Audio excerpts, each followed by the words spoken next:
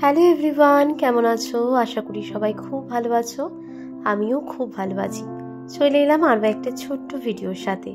আজকে তো কোজাগরি লক্ষ্মী পুজো, তো প্রত্যেকের বাড়িতেই এই পুজোটা হয়, কিন্তু সবার বাড়ির নিয়ম আলাদা আলাদা। কেউ করে সরার ঠাকুরের পুজো, কেউ করে পিতলের ঠাকুর, কেউ আবার করে আড়ি পুজো। আমাদের বাড়িতে কিন্তু আড়ি পুজো মানে চাল, তারপরে আড়ি, তার উপরে একটা নারকেল দিয়ে ওটাকেই মা লক্ষ্মী রূপে সজ্জিত করার পরেই কিন্তু এই পুজোটা হয়। দেখো, অনেকের কলা গাছ লাগে মানে কলাপু। আমাদের এসব নিয়ম নেই, তবে যেগুলো যেগুলো লাগে সেটাই ছোট্ট একটা ভিডিওতে তোমাদের সাথে শেয়ার করেছি। তবে আঁকটা কিন্তু ম্যান্ডেটারি লাগেই। এখানে দেখো, আমি একটা শাড়ি পরে নিয়েছি। এই শাড়িটা কিন্তু আমাকে মামুনি আর বাপি দিয়েছে। আজকে লক্ষ্মী পুজোর কাজ করবো, তাই নতুন শাড়ি পরেই করতে বললো।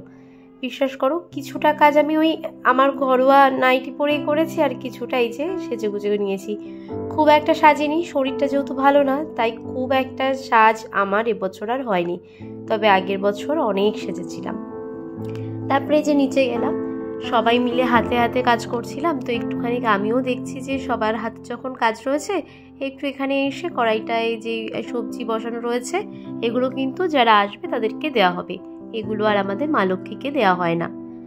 আমাদের জানো তো অন্নভোগ করা হয় না, মানে ওই খিচুড়ি পায়েস এসব কিন্তু মা লক্ষ্মীকে দেওয়া হয় না। আমাদের ওই লুচি সুজি 5 রকমের ভাজি, একটা ছোলার ডাল, এইসবই করে দেওয়া হয়েছে। যতটুকু নিয়ম সেই নিয়ম অনুযায়ী। আবার অনেকের অন্নভোগ দেয়, তবে 12টার পরে অনেকের বাড়িতে রন্ধন চলে না। তবে আমাদের ওরকম কোনো নিয়ম নেই। তো আমাদের এখানে খিচুড়ি আর ওই লাবড়ার তরকারিটা করা হয়েছিল পুঁইশাক দিয়ে। তো ওটা ছিল সমস্ত পুজোর প্রসাদ নিতে যারা এসেছিলেন তাদের জন্য, ভোগ প্রসাদের জন্য। আর মেন ভোগ তো ছিলই তো ওই ফল, তারপরে তোমার চিড়ে ভোগ। এই চিড়ে না মা লক্ষ্মীর খুব প্রিয় খাবার, তাই আমরা নাড়ুর সাথে সাথে চিড়ের নাড়ুটা করি। আমাদের বাড়িতে চিড়ের নাড়ু হয়, মুড়ির মোয়া হয়, তারপরে তিলের নাড়ু, নারকেলের নাড়ু, তা মুড়কি, এই সমস্ত কিছুই করা হয়। তোমাদের বাড়িতে কি কি হয় অবশ্যই কমেন্টে জানাবে।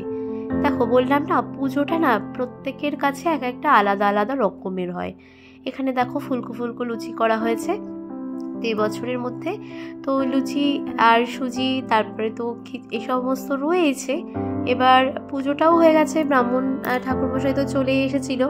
একটাই আসার কথা ছিল, কিন্তু এসেছিল 5টার সময়। তবে লক্ষ্মী পুজো তো একটু সন্ধেবেলাতেই ভালো লাগে। তবে আমি না এখন আর উপোস থাকতে পারি না। আমি আগে না থাকতে পারতাম, কিন্তু এখন আমার খুব কষ্ট হয়, জানি না কেন।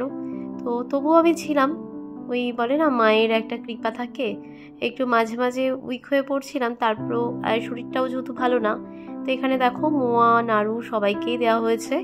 তারপরে এই যে বাপি এসেছিল অনেক বাজি নিয়ে, তারপরে একটু বাজি ফাটাবো বলে আমরা কিন্তু প্রস্তুতি ছিলাম। প্রত্যেক বছর লক্ষ্মী পুজোর কালী পুজোতে কিন্তু আমাদের বাড়িতে বাজি আনা হয়। প্রচুর না, অল্প করেই আনা হয়, যেহেতু বাজি ফাটানোর মানুষ এখানে খুব কম। ওই বাপি আর তোমাদের দাদাভাই। আমি, নন্দিতা আর মা অতটা বাজি ফাটাই না, যেহেতু আমার তো খুবই ভয় করে।